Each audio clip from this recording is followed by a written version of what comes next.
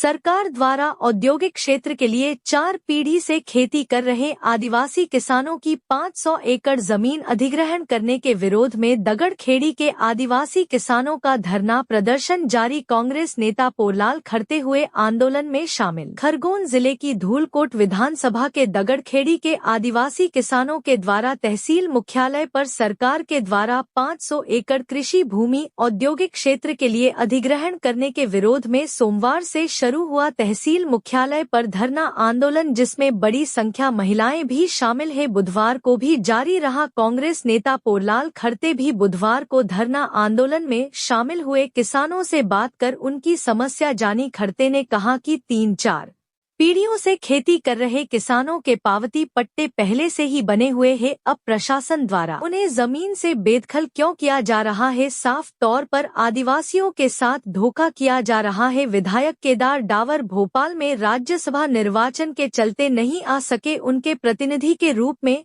Block Congress अध्यक्ष यशवंत जायसवाल धरना आंदोलन में शामिल हुए। जायसवाल ने कहा, ये सरकार और प्रशासन की तानाशाही है। किसानों की जमीन धोखे से छीनी जा रही है। जमीन के रिकॉर्ड सही कर किसानों को वापस उनकी जमीन दी जाए। बता दें कि मंगलवार शाम को नवागत एसडीएम सत्येंद्र बैरवा भी धरना स्थल पर पहुंचे और किसानों की जमीन के रिकॉर्ड जांच करने की बात कही, लेकिन उनके द्वारा कोई ठोस आश्वासन नहीं दिया गया। किसानों ने कहा कि एसडीएम मात्र औपचारिकता निभाने आए थे। आदिवासी किसानों ने कहा, पिछले 3 दिनों से महिला पुरुष धरने पर बैठे हैं। शासन प्रशासन कोई भी निर्णय हमारे पक्ष में नहीं दे रहा है। हमारी मांग पूरी नहीं होने पर तहसील परिसर से खरगोन के कलेक्ट्रेट कार्यालय तक पैदल जाकर धरना दिया जाएगा। जेटीवी न्यूज के लिए खरगोन से जिला ब्यूरो मोहम्मद यूसुफ खान की रिपोर्ट।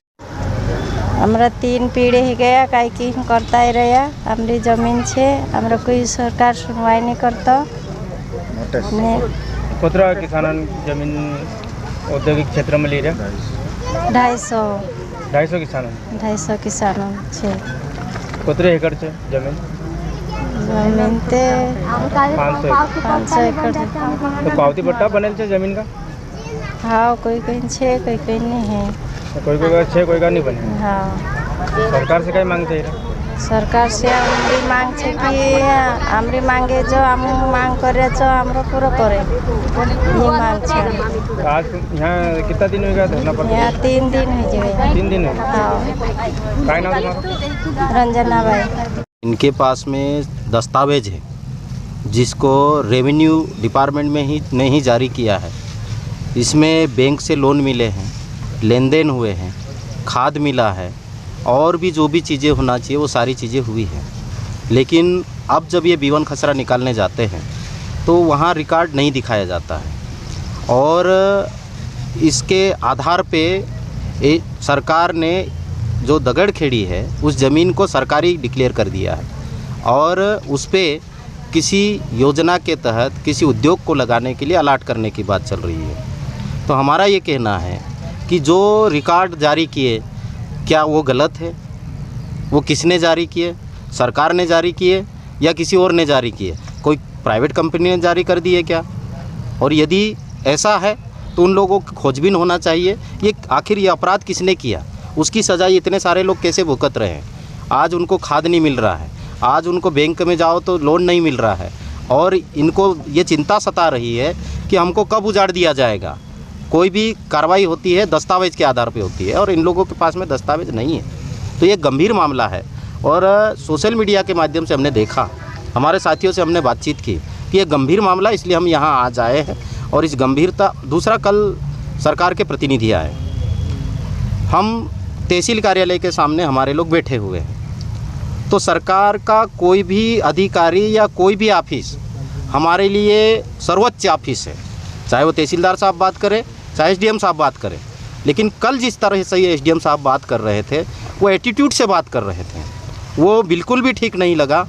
हमको एकदम पीड़ा है इस बात की कि हम लिखते हैं शासकीय सेवक, तो सेवक की जगह वो जो शासक होती है, जो प्रताड़ना करते हैं, जो लोगों को परेशान करते, इस तरह के उनके बिहेव थे। और यहाँ बातचीत करते उनके स्टेटमेंट ये आ रहे थे कि हमारे रिकॉर्ड में तो ये ज़मीन सरकारी है, आपके पास जो दस्तावेज है वो फर्जी है। तो एक जिम्मेदार पद पे बैठा हुआ व्यक्ति ऐसे कैसे बोल सकता है? और वो कह रहे हैं कि हम देखेंगे, आप धरने पे बैठे रहिए।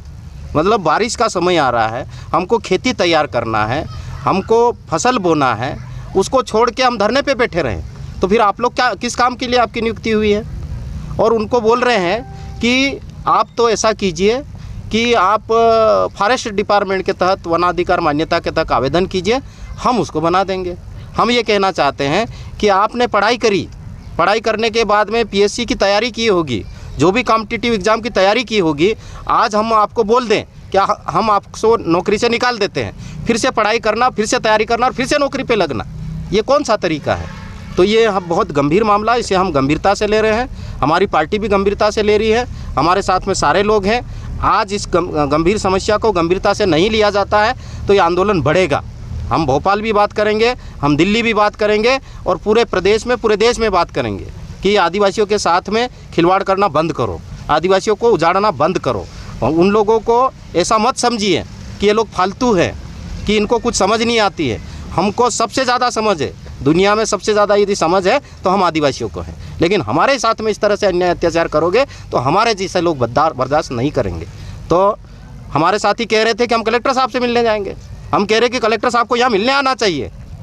आपकी नौकरी क्यों है? आपका काम है जनता की सेवा करना, जनता की जो समस्या उसका समाधान करना।